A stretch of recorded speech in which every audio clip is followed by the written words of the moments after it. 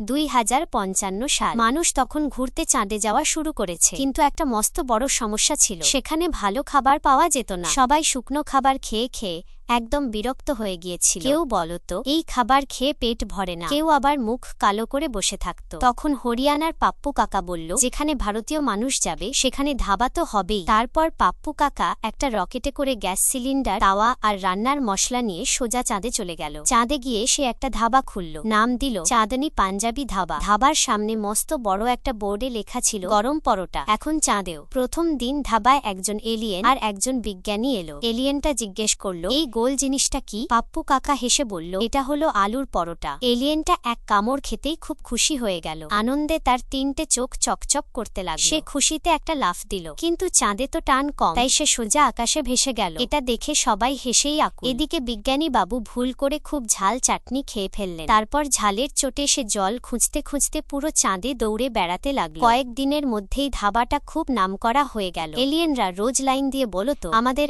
1 plate ছোলে ভাটুরে দাও। কিন্তু একদিন এক মস্ত বিপদ হলো। ধাবার তাওয়াটা হঠাৎ খুঁজে পাওয়া যাচ্ছিল না। সবাই মিলে তাওয়া খুঁজতে শুরু করলো। শেষে দেখা গেল একটা ছোট এলিয়েন তাওয়াটাকে উড়ন্ত থালার ইউএফও চাকার মতো গোল গোল করে ঘুরিয়ে খেলছে। তা দেখে সবাই আবার জোরে জোরে হেসে উঠল। পাপ্পু কাকা হেসে বলল, আগে আমার তাওয়া ফেরত দাও, তারপর আবার গরম গরম পরোটা বানাব। সেদিনের পর থেকে চাঁদনি পাঞ্জাবি ধাবা হয়ে উঠল চাঁদের সবচেয়ে মজার আর জনপ্রিয় জায়গা।